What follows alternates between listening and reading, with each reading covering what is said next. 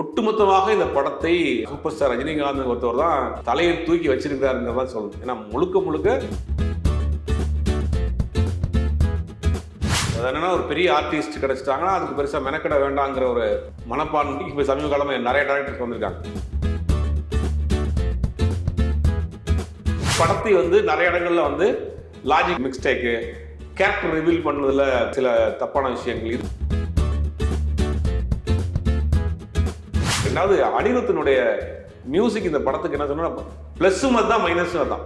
எந்த இடத்துல மியூசிக் பண்ணணும், எந்த இடத்துல சைலண்ட் விடணும்னு தெரியாம.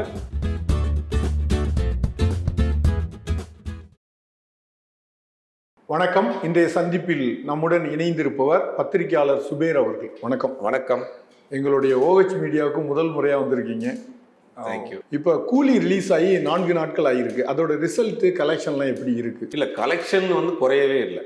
பார்த்தீங்கன்னா 540 கோடி ரூபாய்க்கு படம் ரிலீஸ் ஆகிறதுக்கு முன்னாடி அந்த படம் பிஸ்னஸ் அப்படிங்கிறது எல்லாருக்கும் தெரியும். வியாழன், வெள்ளி, சனி, ஞாயிறு இந்த 4 நாள் பார்த்தீங்கன்னா வேர்ல்டு வைடு கிட்டத்தட்ட 500 கோடி ரூபாய்க்கு மேலே கலெக்ஷனாக இருக்குது. இதுவரைக்கும் ஆஸ்திரேலியாவில் எந்த தமிழ் படம் இவ்வளோ பெரிய கலெக்ஷன் கொடுத்ததில்லை. அந்தளவுக்கு ஒரு பெரிய கலெக்ஷன் ஆஸ்திரேலியாவில் மட்டும். மலேசியாவில் கிட்டத்தட்ட 100 ஸ்க்ரீனிங் பண்ணியிருக்காங்க, 100 தியேட்டரில் பண்ணியிருக்காங்க இந்த படம். மலேசியாவிலும் பெரிய ஓப்பனிங். வெளிநாடுகளில் இந்த படம் பார்க்குறப்ப இதுவரைக்கும் பண்ண தமிழ் படங்கள் பண்ணாத ஒரு வசூலை இந்த படம் கொடுத்துருக்கு. அப்படியே தமிழ்நாட்டுக்கு வந்தீங்கன்னா அந்த 4 நாளைக்கு படம் இருந்த முதல்ல அந்த ஹைப்புக்கு புக் ஆயிடுச்சு. ஆனால் திங்கக்கிழமை படம் டவுன் ஆகும். எப்பயுமே காமனாக திங்கக்கிழமைக்கு மேலே கொஞ்சம் டவுன் வீக் டேஸில் கொஞ்சம் இதாக இருக்கும். இந்த வாரம் லாங் வீக் டேஸ், உங்கள் 4 நாள் லீவு, திங்கக்கிழமைக்கு மேலே படம் டவுன் ஆகும்னு நினைக்கிறப்ப திங்கக்கிழமையுமே படம் ஸ்டேபிளாக போய்கிட்டு இருக்கு. அதுக்கு பல காரணங்கள் இருக்குது. ஒன்றும் சரியாக அடுத்தடுத்த படங்கள் இல்லை, அடுத்து இந்த மாதம் கடைசி வரைக்கும் படங்கள் கிடையாது. அப்படிங்கும்போது இந்த படம் திங்கக்கிழமையும் பார்க்குது. இதுக்கு எல்லாத்துக்கும் காரணம் படத்துக்குள்ளே பார்த்தீங்கன்னா கலவையான விமர்சனங்கள் இருந்தாலும் கூட ஒட்டுமொத்தமாக இந்த படத்தை ரஜினிகாந்த், சூப்பர் ஸ்டார் ரஜினிகாந்த் ஒருத்தவர் தான் தலையில் தூக்கி வச்சிருக்கிறாருங்கிறதான் சொல்லணும். ஏன்னா முழுக்க முழுக்க அவருக்காக தான் இந்த படம் இவ்வளோ பெரிய கலெக்ஷன் பிஸ்னஸ். இப்போ திங்கக்கிழமையும் அந்த படம் ஓரளவுக்கு ஸ்டேபிளாக போய்கிட்டு இருக்கு அப்படிங்கிறது அவருடைய இதுதான். பொதுவாக கூலிக்கு ஒரு நீங்கள் சொன்னது மாதிரி கலவையான விமர்சனங்கள் இருக்குல்ல இந்த படத்துக்கு. சில பேர் பிடிக்கல அப்படிங்கிறாங்க, சில பேர் குடும்பத்தோடு பார்க்க முடியலங்கிறாங்க. ஏன் இந்த மாதிரியான ஒரு கலவையான விமர்சனம்? கலவையான விமர்சனமும் அதுக்கு டைரக்டருடைய காரணம் தான். என்னன்னா ஒரு பெரிய ஆர்டிஸ்ட் கிடைச்சிட்டாங்கன்னா அதுக்கு பெருசாக மெனக்கட வேண்டாங்கிற ஒரு மனப்பான்மைக்கு இப்போ சமீப காலமாக நிறைய டைரக்டர்ஸ் வந்திருக்காங்க. ஒரு பெரிய ஆர்டிஸ்ட்னா அவங்களுக்கு படம் ஆரம்பிக்கிறதுக்கு முன்னாடி ஒரு பிஸ்னஸ் ஆயிடுது, ஒரு சம்பளம் வந்துடுது, நமக்கு பெருசாக அதுக்கு மெனக்கட வேண்டாம் அப்படிங்கிறதுனால ஒரு அசால்ட்டில் இருந்தாங்க. இப்போ இந்த படமுமே அப்படி தான் பண்ணுறாங்க. கிட்டத்தட்ட 3 மணி நேரம் 2 மணி நேரம் 50 நிமிஷம் அப்படிங்கிறது. இப்போ வரக்கூடிய செய்திகள் என்னன்னா நிறைய சீன்ஸ் ஃபுட்டேஜ் அதிகமாக போனதுனால கட் பண்ணியிருக்கிறாங்க. இப்போ அந்த சீன் எல்லாம் படத்துக்கு இப்போ ஒரு கேரக்டர் ரிவீல் பண்ணுறீங்கன்னா அந்த கேரக்டர் யாரு, அதுக்கு என்ன பேக்ரவுண்ட் என்ன அப்படிங்கிறது. இந்த படத்துல சத்யராஜ் ரஜினிகாந்தனுடைய இந்த ஃப்ரெண்ட்ஷிப்பினுடைய அந்த டெப்த் சொல்லவே இல்லை.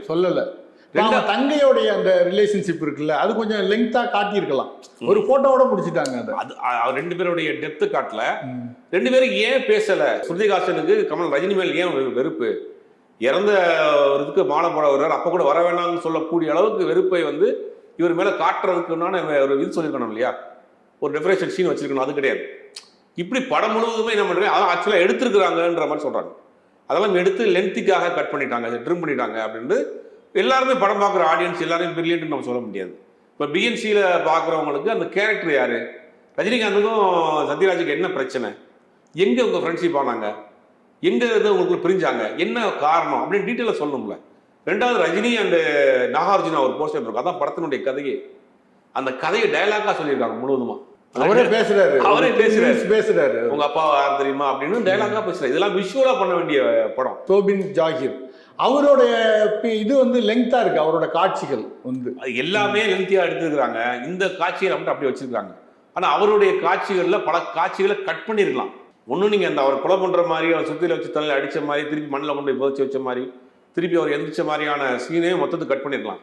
அது ஒரு அபத்தமான சீன். இந்த மாதிரி படத்தை நிறைய இடங்கள்ல லாஜிக் மிஸ்டேக்கு, கேரக்டர் ரிவீல் பண்ணதில் சில தப்பான விஷயங்கள், இதெல்லாம் படத்துக்கு ஒரு கலவையான விமர்சனங்கள் கொடுத்துச்சு. ரஜினி ரசிகர்களாக படம் பார்க்குறப்ப அந்த படம் அவங்களுக்கு ஒரு ஃபுல்ஃபில் படமாக இருக்கும். ஏன்னா முழுக்க முழுக்க அவருடைய சாங், ஆக்ஷன், அவருடைய பேக்ரவுண்ட்லாம் நல்லாயிருக்கும்.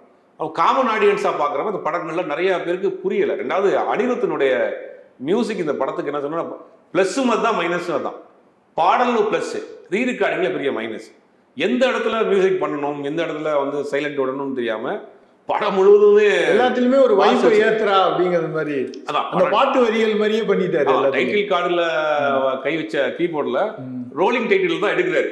அது வரைக்கும் விடாம வாசிச்சிருக்காங்க. அப்ப எந்த இடத்துல வேணும் மியூசிக் வேணும், எந்த இடத்துல சைலண்ட் வேணும் அப்படிங்கிறது தெரியல. இதெல்லாம் இவ்வளோ நெகட்டிவ்ஸுக்கு மீறி அந்த படம் வந்து ஹிட்டா, எவ்வளவு நெகட்டிவ்க்கு மீறியும் இந்த படம் வந்து வசூலில் நம்பர் 1 சமீபத்தில் வந்த தமிழ் படங்களில் நம்பர் 1 கலெக்ஷனாக இருக்குதுன்னா அது ரஜினிகாந்த்ங்கிற ஒரே ஒரு மனிதருக்காக தான். இல்லை இப்போ கூலிக்கு எதிராக இருக்கிற விமர்சனங்கள் இருக்குல்ல, எதிரான விமர்சனமாக பார்க்காம அதை வந்து படத்தை வந்து ஓட விடக்கூடாது அப்படிங்கிற மாதிரி ஒரு விமர்சனம் உருவாகுது. அது இந்த விஜய் ரசிகர்கள் ஒரு பிரச்சனை ஓடிட்டு இருக்கு ரொம்ப நாளாவே. இந்த படம் ட்ரெய்லர் வந்தப்பே பார்த்துருப்போம், இந்த காக்கா சவுண்ட் வந்துச்சு அப்படின்னு ஒரு பெரிய பஞ்சாயத்து ஓடிட்டு இருந்துச்சு. இந்த படம் வந்து விஜய் ரசிகர்கள் வந்து இது வந்து ஒரு திட்டமிட்டே வந்து என்ன பண்ணுறாங்கன்னா, இந்த விஜய் ரஜினி அப்படிங்கிற ஒரு பிரச்சனை போயிட்டு இருக்கு. அந்த இதுல இருந்து தெரியும் நமக்கு. அதை வச்சு என்ன பண்றாங்கன்னா இப்ப வந்து தனிப்பட்ட முறையில தாக்குறாங்க. இது என்னன்னா, அந்த நம்ம விஜய் ரசிகர்களுக்கு, நம்ம நண்பிகளுக்கு நம்ம சொல்றது என்னன்னா, உங்க தலைவரே அவருடைய ரசிகர் தான். ஆரம்பத்தில் அப்படித்தான் சினிமாவுக்குள்ளே வந்தாரு. அண்ணாமலை தம்பின்னு தான் பாட்டு பாடினாரு, அவரை மாதிரி ட்ரெஸ் பண்ணிடுவார், அவரை மாதிரியே பட்டை அடிச்சுக்கிடுவாரு. அவருடைய ரசிகராக தான் சினிமாவுக்குள்ளே வந்தார். அவரை வந்து நீங்க இவரோட போட்டியாளராக நீங்க வைக்கிறதே முதல்ல தப்பு. ஒரு 50 ஆண்டுகள் திரைத்துறையில இருந்தவரும் ஒரு 20 ஆண்டுகளுக்கு முன்னாடி வந்தவரையும் ஒன்னா வைக்கிறது இருக்குல்ல. ஆமா, அந்த ஒப்பீடு தப்பான ஒப்பீடு. அது அவங்களுக்கு புரியல. ரஜினிகாந்தினுடைய சாதனைகள் இன்னைக்கும் நம்பர் 1 இருக்கிறாரு. இந்திய சினிமாவில் எந்த ஒரு நடிகரும் 50 வருஷமா ஹீரோவா, 50 வருஷமா நம்பர் 1 பிசினஸ்ல நம்பர் 1 இடத்துல இருக்கிறது வந்து இந்தியாவில் இவர் மட்டும்தான். எனக்கு தெரிஞ்ச உலகத்திலேயே இவர் மட்டும்தான் இருக்கிற வாய்ப்பு இருக்கு. ஏன்னா ஹீரோவா இருக்காரு. இவர் ஆரம்பிச்சது வேண்டாம் வந்து வில்லனா இருக்கலாம், ஆனா இன்னைக்கு வரைக்கும் ஒரு ஹீரோவா தான் இருக்காரு. இன்னைக்கு ஒரு நம்பர் 1 பிசினஸ்ல இருக்காரு. ஒரு படம் வந்து ரிலீஸ் ஆகிறதுக்கு முன்னாடியே அந்த தயாரிப்பாளருக்கு லாபம் கொடுக்கக்கூடிய ஹீரோவா இருக்காரு. அவரை வைத்து படம் எடுக்கக்கூடிய தயாரிப்பாளர்கள் காத்துட்டு இருக்காங்க. அவர் டேட் கிடைச்சா உங்களுக்கு 200 கோடி ரூபாய் லாபம், அவர் ஒத்துக்கிட்டாருன்னா நீங்க லாபம் அப்படிங்கிற ஒரு நிலைமைக்கு நீங்க உருவாக்கி வச்சிருக்காரு. ஒரு 3 தலைமுறையை சேர்ந்தவர்களுக்கும் ரசிகராக வச்சிருக்காரு. ஒரு குறிப்பிட்ட ஏஜ்ல வந்தா ஏஜ் தான் ரசிகர்கள் வருங்க அப்படின்னு கிடையாது. இன்னைக்கு ஒரு +2 படிக்கிற பையனும் ஒரு ரசிகராக இருக்காரு, அவங்க அப்பாவும் ரசிகராக இருக்காரு, அவங்க தாத்தாவும் ரசிகராக இருக்காரு. அப்போ 3 தலைமுறைகளையும் கவரக்கூடிய ஒரு அது என்ன ஒரு மேஜிக் அவர்கிட்ட இருக்கு. அப்போ இவ்வளவு பெரிய ஒரு நபரை வந்து அவருடைய ரசிகராக சினிமாக்குள் அறிமுகமாகி வந்த விஜயை வந்து நீங்க கம்பேர் பண்றதே ஒரு அவர்களுடைய அறியாமை. அவங்களை சொல்லி குத்தம் கிடையாது, அவங்களுக்கு தெரியல. இவருடைய சாதனை தெரியல, இவருடைய பிசினஸ் தெரியல, இவருடைய பேக்ரவுண்ட் தெரியல, எப்படி சினிமாவுக்கு வந்தாரு எதுவுமே தெரியாம வந்து நீங்க அவரை வந்து ஈக்குவல் பண்றது என்ன காரணம் அப்படின்னா, இவரை விட ஒரு பிசினஸ் உயர்வா இருக்காரு. இவங்க அதை தான் பாக்குறாங்க. அந்த படம் தான் ஜெயிலர் தான் அதிக கலெக்ஷன் தமிழ் வந்த படங்கள்லையே, நம்ம படம் போடலையே, அந்த கலெக்ஷன் போட்டியில் தான். ஆனா இவர் 50 வருஷமா அதே இடத்துல இருக்காருங்கிறது அவங்களுக்கு புரியல. அதை என்ன பண்றாங்கன்னா, சோசியல் மீடியாவை புரியாத அந்த சின்ன பசங்க என்ன பண்றாங்கன்னா, அதை வந்து ட்ரோல் பண்ணக்கூடிய வேலையை அது பண்றாங்க. அது பெருசா ஒர்க் அவுட் ஆகல. சொல்ல போனா உண்மையை சொல்லணும்னா ஒர்க் அவுட் ஆகல. அவங்க எவ்வளவு ட்ரை பண்ணி பாக்குறாங்க, ஒர்க் அவுட் ஆகல. அதே மீறி வந்து படம் எப்படி இருந்தாலும் பரவாயில்லப்பா, சூப்பர் ஸ்டார் ரஜினிகாந்தை பார்த்து 2 வருஷம் ஆச்சு, தியேட்டருக்கு போங்கிற ஒரு மனநிலைக்கு வந்திருக்காங்க. அந்த மட்டும் கொஞ்சம் தவிர்த்தாங்கன்னா இன்னும் படம் வந்து பெரிய அளவில் போயிருக்கும். அந்த சர்டிபிகேட்னால கொஞ்சம் இதாகுது, அந்த குடும்பம் குழந்தைகளோட வந்து பார்க்கறது தடைப்படுது. அதுக்கு என்னென்ன காரணம் அப்படின்னா, சென்சார் போர்டில் சில ரூல்ஸ் அண்ட் ரெகுலேஷன் இப்போ புதுசாக கொண்டு வந்துருக்காங்க.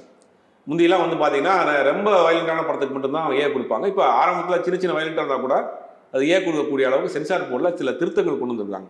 அப்படி திருத்தங்கள் கொண்டு வந்ததுக்கு பிறகு வந்த முதல் சென்சாரான படம் கூலி. இனி வரக்கூடிய படங்கள் பூராமே நிறைய ஏங்கிறது வந்து வேற கவர்ச்சியான காட்சிகள், வயலன்ஸ் அது ரொம்ப முக்கியத்துவம் கொடுக்கல. முதல்ல அடல்ட் சோன்லிக்கு தான் கொடுப்பாங்க. வயலன்ஸான காட்சிகள் பெருசா வராது, யூஏ தான் கொடுப்பாங்க. இப்போ என்னன்னா அதையும் இந்த கேட்டகரியில் வந்து சேர்த்தாங்க. ரத்தம் இந்த மாதிரியான விஷயங்கள், ரொம்ப ஃபைட் காட்சிகள் இருக்கு, காட்சிகள்லாம் வந்து கொடுக்கலாம்னு ஒரு ரூல்ஸ் வந்துருச்சு. அப்படி வந்தது பிறகு சென்சார் பண்ணப்பட்ட படம் இந்த கூலி. அதனால மாட்டேங்கிடுச்சு. இந்தியாவில் பெருசா வந்து அதுக்கு ஒன்றும் பாதிப்பு கிடையாது. இப்போ இன்னும் இந்த 4 நாட்கள்லேயே ஒரு 350 அந்த மாதிரி லெவலில் இது கலெக்ஷன் பண்ணியிருக்கு. இந்த 10 நாட்கள் இதோடைய கலெக்ஷன் எப்படி இருக்கும், இந்த கூலியோடைய ரிசல்ட்? இல்லை, வேற படம் கிடையாது தமிழ்நாட்டை பொறுத்த வரைக்கும், வேற எந்த படமும் கிடையாது இந்த மாதம் கடைசி வரைக்கும். அப்படிங்கும் போது இந்த மாதம் முழுவதுமே இந்த படம் தான் ஓடப்போகுது. அப்படிங்கும் போது கொஞ்சமாக கலெக்ஷன் ஒரு 700-800 கோடி ரூபா வரைக்கும் இந்த படம் ஆல் ஓவர் வேர்ல்டு வந்து தியேட்டர்கள் மற்ற எல்லாம் சேர்த்து கலெக்ஷன் கொடுக்கறதுக்கு வாய்ப்புகள் இருக்குது. இப்போ இந்த அவருடைய 50 ஆண்டு தொடக்கம், அந்த பொன்விழா தொடக்கத்தில் இந்த படம் வந்திருக்கு.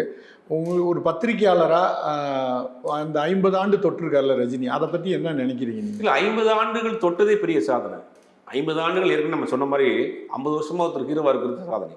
50 வருஷமா லாபம் கொடுக்கக்கூடிய நடிகராக இருக்கிறது சாதனை, 50 வருஷமா நம்பர் 1 இருக்கக்கூடிய சாதனை, 3 தலைமுறையை தன் ரசிகராக வச்சிருக்கிறது சாதனை. இந்த சாதனைகள்லாம் இந்தியாவில் எந்த நடிகரும் செய்யாத ஒரு சாதனை.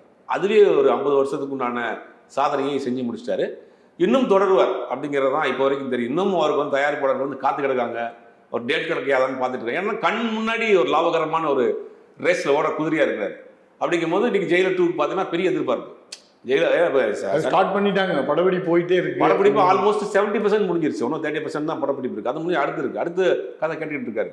அடுத்தடுத்து வாய்ப்புகளுக்கு தயாரிப்பாளர் வந்து ரெடியாக வெயிட் பண்றாங்க. இதெல்லாமே இந்த 50 வருடத்தில் இவர் பண்ண சாதனையா பார்க்கல. இல்ல அபூர்வ ராகங்கள்ல அந்த கேட்ட திறந்து நிக்கிறது மாதிரி தான் இப்பயும் கேட்டு திறந்து நிக்கிறாரு அவரு. அன்னைக்கு ஓப்பன் பண்ண கேட்டு தான் மூடவே இல்லை.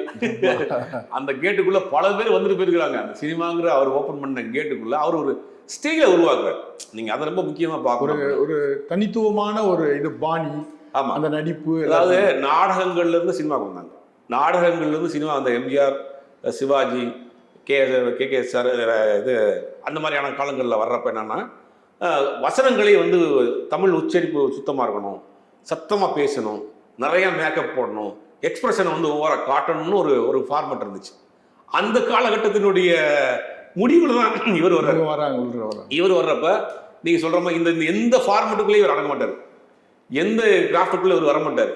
இவருக்கு ஒரு ஸ்டைலை கிரியேட் பண்றாரு. நான் பேசுறதா டைலாக், நான் நடிக்கிறதா நடிப்பு, நான் சொல்றதுதான் விஷயம் அப்படின்றது இவருக்கு தனியாக. அதை வந்து திட்டமிட்டு எல்லாம் பண்றாரு. இல்ல அவரு அதை செஞ்சா கூட ரசித்தாங்கல்ல மக்கள், அதுதான் அவரோட வெற்றி. இல்ல தனித்துவமாக இருந்தீங்கன்னா உங்களை கொண்டாடுவாங்க, ஏத்துக்குவாங்கிறது ஒரு விஷயம் இருக்கு. அது தனித்துவமாக இவர் இருந்தார். அது தமிழ்நாட்டு மக்களுக்கு ஒரு பிடிச்சி போச்சு. ரொம்ப யதார்த்தமா இருக்கிறாரு, நம்மள்கிட்ட ஒருத்தராக இருக்கிறாரு. நம்ம வீட்டு பக்கத்து வீட்டில், நம்ம வீடு ஏற்ற வீட்டில், நம்ம தெருவில் பார்த்தவர், நம்ம ஊரில் பார்த்தவர் மாதிரி ஒரு நபராக இருக்கிறாரு. ரெண்டாவது அவர் பண்ணக்கூடிய அந்த இது வந்து தனித்துவமா இருந்துச்சு. அவருடைய ஸ்டைலாக இருக்கட்டும், நடிப்பாக இருக்கட்டும், எல்லாமே நடை, உடை, பாட்டு எல்லாமே தனித்துவமா இருந்துச்சு. ரெண்டாவது முக்கியமாக வந்து குழந்தைகளுக்கு பிடித்த நடிகராக இருந்தார்.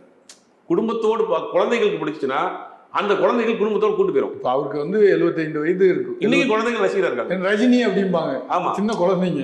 இல்ல அது அந்த காலத்துல இருந்தே இருக்கு. அதான் பெரிய ஆச்சரியமா இருக்கு. நீங்க வந்து பாத்தீங்கன்னா நான் சின்ன குழந்தையா இருந்ததுக்கு போய் ரஜினி ரசிகராக இருந்தவங்க இன்னைக்கு இருக்கிறாங்க. ஆமா, அப்படி குழந்தைகள் தான் வளர்ந்து பெரிய ஆகிட்டு இருக்காங்க. ரசிகர்கள் அப்படி வந்துட்டே இருக்கிறாங்க அந்த ஜெனரேஷன்.